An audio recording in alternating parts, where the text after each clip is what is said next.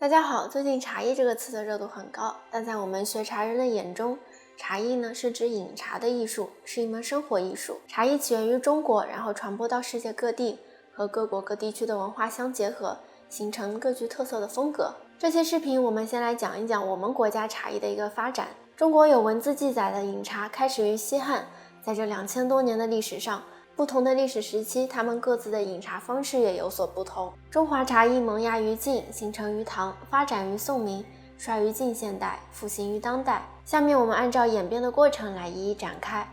第一，煮茶茶艺。茶叶最早的食用方式是食用和药用。唐代杨业在《善夫经手录》中记载，茶古不闻食之，晋晋宋以降，无人采其叶煮，谓之明粥。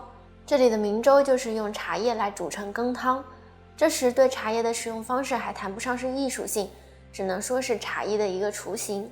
煮茶是汉魏六朝至初唐的一个主流饮茶方式。中唐以后，随着制茶技术的提高和普及，直接采摘鲜叶进行煮饮已经被逐渐淘汰，但在部分少数民族地区呢，仍然保留着煮茶这个饮茶方式。第二，煎茶茶艺。到了中晚唐，煎茶茶艺逐渐流行开来。在古汉语中，煎和煮的意思相近，往往通用。所以我们这里提到的煎茶呢，是指《陆羽茶经》中提到的习茶方式。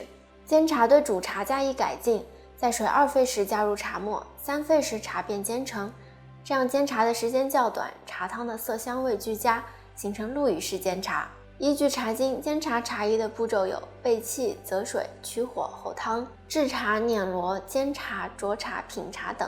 第三，点茶茶艺。到了宋元金辽时期，点茶茶艺成为主流。点茶源于煎茶，是对煎茶的改革。在煎茶中是往沸水中投入茶末，那么反过来先放入茶末，再冲入沸水，应该也是可行的。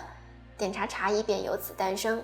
宋徽宗赵佶对于点茶十分有研究，由他亲自撰写的《大观茶论》中曾提到过候汤的标准：汤以蟹目鱼眼连翼迸跃为度。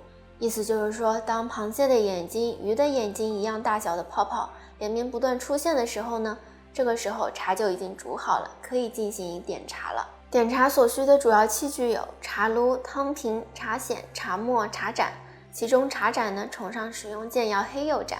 第四，泡茶茶艺。到了明清时期，泡茶茶艺逐渐成熟，成为流行，将点茶中的茶粉改为散茶，便是搓泡法的雏形。壶泡法的形成是明朝正德至万历年间，和宜兴紫砂壶的兴起同步。